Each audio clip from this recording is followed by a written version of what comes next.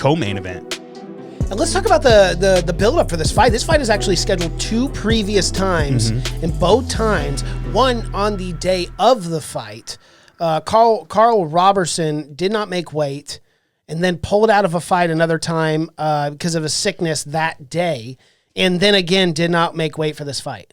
So crazy. So crazy. I think 3 people missed weight this fight. Yeah, obviously, the main event, Jessica missed weight. Karl Roberson missed weight. And another person missed weight. And that fight just ended up getting pulled from the card completely. Yeah, entirely. So, crazy, dude. Karl Roberson, I kind of feel for him because he's one of these guys that might be a little too big for 185. It's probably just killing him to get down to it.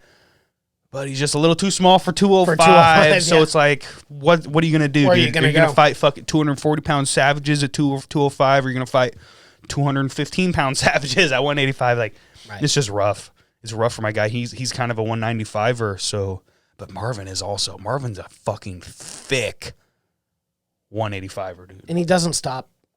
He's one of those guys like just puts on the pace. You could hear him breathing from a mile away. And he's still just working him the whole time with that takedown and just that ground game and the control. I was just like, oh my God, I felt overwhelmed just watching it. Yes, the scrambles were amazing. They really were. And hats off to Roberson, though. You know, I mean, he had him in that choke, and he pushes his feet off. He rolls, which was a beautiful roll, and he got out of a few of those submission attempts, but it was just too much. It was overwhelming for Roberson, and eventually Marvin Vettori gets the job done. The pressure, the grappling pressure, and very good technique as well, trapping that wrist, grabbing his hands, not letting him block.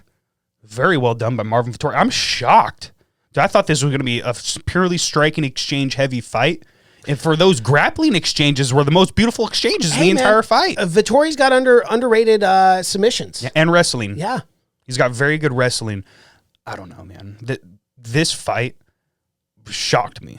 I just did not expect it to go down the ground. Yeah. I was not expecting to go down to the ground at all, but shocked me. Marvin Vettori's wrestling looked very, very good. And that's one thing that, who was it? Brendan Fitzgerald was saying in the commentary. He was saying, hey, people always sleep on this guy's wrestling. He's got actually more submissions than he does KOs. Yeah, he does. Added another one to the list with that fucking first round rear naked choke. Crazy. Very well done to him. And he actually made weight. So it's not one of these guys where if they miss weight and still win the fight. That happens all too much. But what is awesome about this is we got to understand, like, fighters fight to pay the bills and to feed their family. You know, to show up to a fight the day of the fight and have it to get pulled, that costs you a lot of money. It was actually the best thing for Marvin Vettori, having this fight about approximately 3 to 4 weeks later, and then Roberson to miss weight. 30% of his purse goes to him as well. So not only did he win that fight, potentially could have gotten knocked out of the night, but then he gets 30% of Roberson's purse.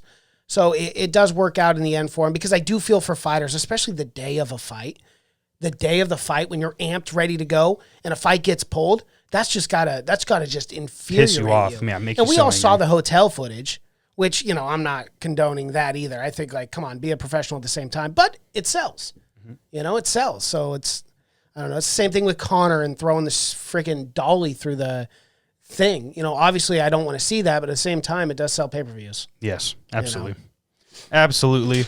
So he actually got paid, made his freaking money finally, released all that anger. I thought he was just going to go crazy. Like, I thought he was going to be super pissed off and just go crazy, go full Paulo Costa at him. Well done. Yep. Keeping your emotions in check, because that's probably what I would have done. Just be pissed, see red, and just fucking march forward, get knocked out. That's exactly what I would have done. Congratulations. Absolutely. So I took Vettori, first round TKO, was a sub, so I got 2 points. Yep. I also had Vettori, but I had a second round, so I get 1 point on that.